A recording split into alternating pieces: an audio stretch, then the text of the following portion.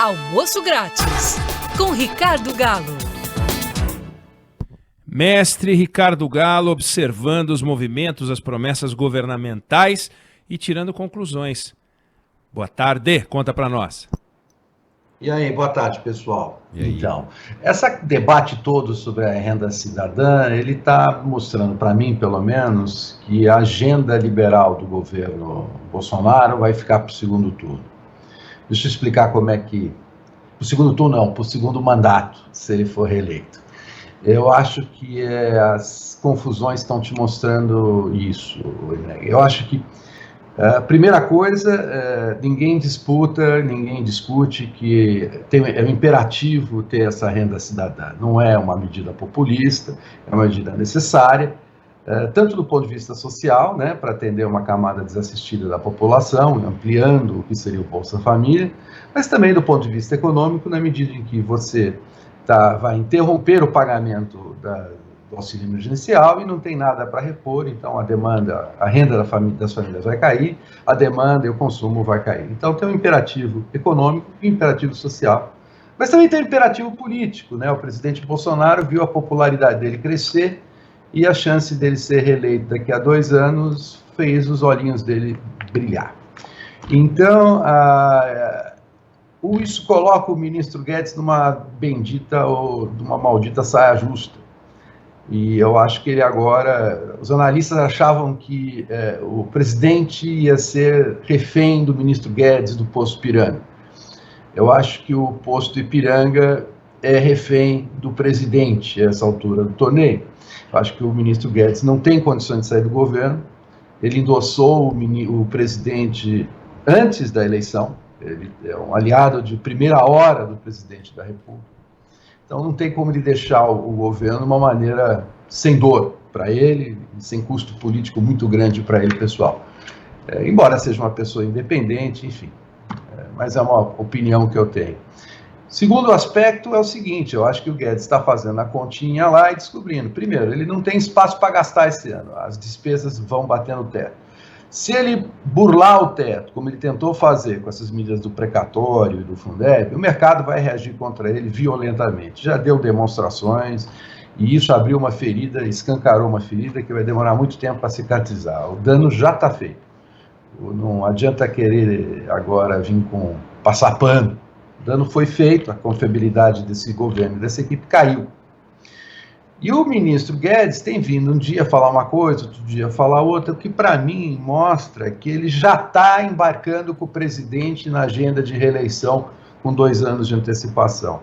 Eu acho que o presidente ele deve ter chegado em algum tipo de acordo, falar, olha Guedes, daqui até 2022 a gente vai empurrando essa coisa, fazendo o que dá, que é muito pouco.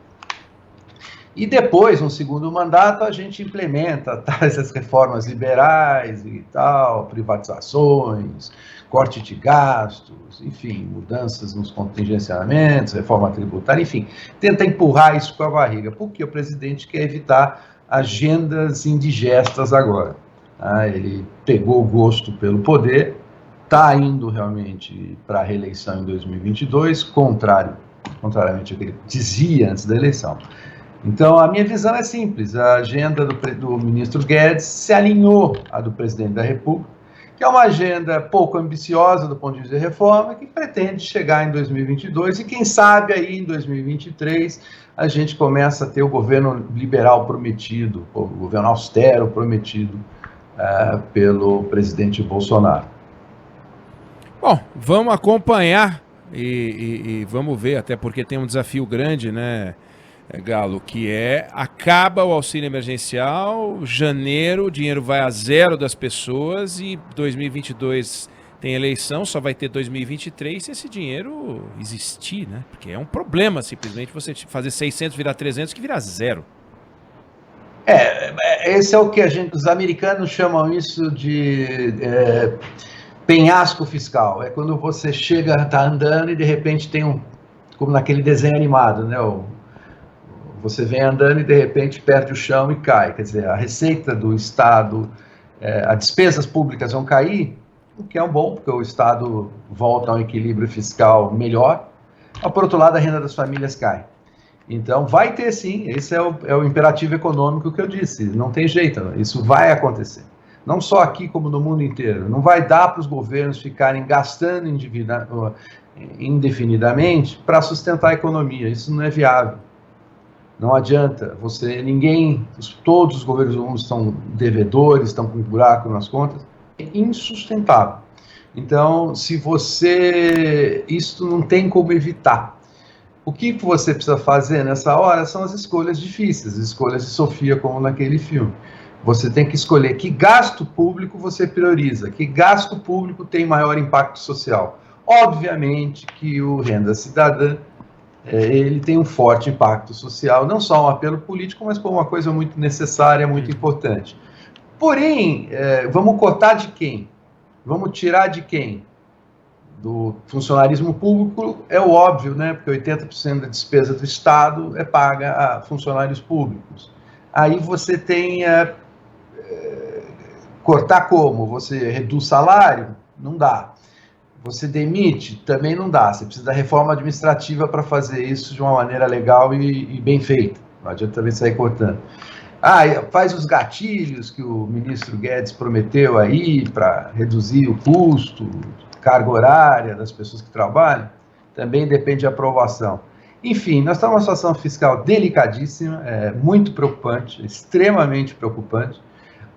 O governo está se mostrando incapaz de lidar com isso, seja por incompetência, ou seja, como minha visão um pouco até mais cínica, eu acho que é uma agenda realmente para que nada aconteça, e o presidente tem a quem culpar, quer dizer, olha, não pude dar a renda mínima porque o Congresso não apoiou, porque não privatizei porque o Maia não deixou, não usei o Fundeb porque a esquerda não deixou, enfim, isso está dando uma narrativa para o governo, essa confusão toda, dizer, olha, eu tentei, mas, puxa vida, não consegui, o que é muito ruim, né? Porque a situação fiscal precisa de ações imediatas.